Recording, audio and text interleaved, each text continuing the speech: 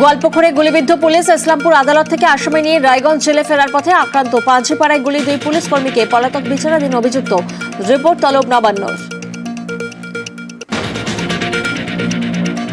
ছক কষে চম্পট। গোয়ালপুকুরের পাঞ্জিপাড়ায় শৌচালয়ে যাওয়ার নামে গাড়ি দাঁড় করাতে অনুরোধ দুষ্কৃতীর।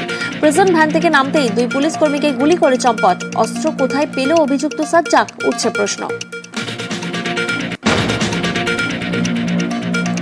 কালিয়াচকে তৃণমূল কর্মী খুনে গ্রেফতার এক। পঞ্চায়েতের কাজে বাখরা নিয়ে দুপক্ষের লড়াইয়ে ইট দিয়ে থেতলে হত্যা। সিসি ক্যামেরা ফুটেজ দেখে পাকড়াও জাকির শেখের অনুগামী মোহাম্মদ আমির হামজা। মূল অভিযুক্তের খোঁজে ড্রোনে তল্লাশি পুলিশের।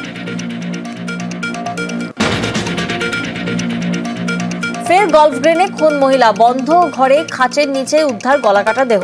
শরীরে একাধিক আঘাতের চিহ্ন। চাঞ্চল্যকর রাজেন্দ্র প্রসাদ কলোনিতে। কি কারণে হত্যা, কে বা কারা যুক্ত, তদন্তে পুলিশ। জনস্বার্থে মধ্য কলকাতায় মিটিং মিছিলে আপত্তি। হাইকোর্টের আরজিকর ইস্যুতে র্যালির মামলায় কড়া বিচারপতি তীর্থঙ্কর ঘোষ। ভবিষ্যতে শহরের প্রাণকেন্দ্রে মিটিং মিছিলে নিষেধাজ্ঞার সম্ভাবনা। পরিবর্তে নিউ টাউনে কর্মসূচির প্রস্তাব। জলাজমি বুঝিয়ে বহুতল তৈরিতেই বিপদ। নরম মাটিতে ভিত হওয়ায় হেলে যায় বিল্ডিং। মত পুরসভার বিশেষজ্ঞদের। বাড়ি সোজা করার সময় ছিলেন না স্ট্রাকচারাল ইঞ্জিনিয়ার। অদক্ষ শ্রমিকদের দিয়ে কাজ করানোই বিপত্তি।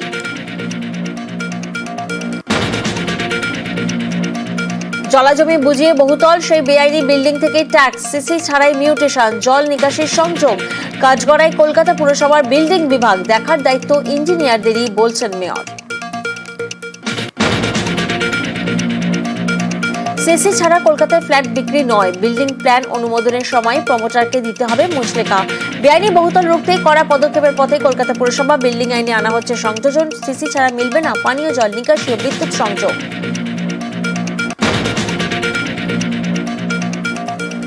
রেশন দুর্নীতি মামলায় জেলমুক্তি জ্যোতিপ্রিয়। তথ্য প্রমাণের অভাবে জামিন। নির্দেশ ইডির বিশেষ আদালতের। গ্রেফতারির প্রায় 14 মাস পর ঘরে ফিরলেন প্রাক্তন খাদ্যমন্ত্রী। সল্টলেকের বাড়িতে উচ্ছ্বাস অনুগামীদের।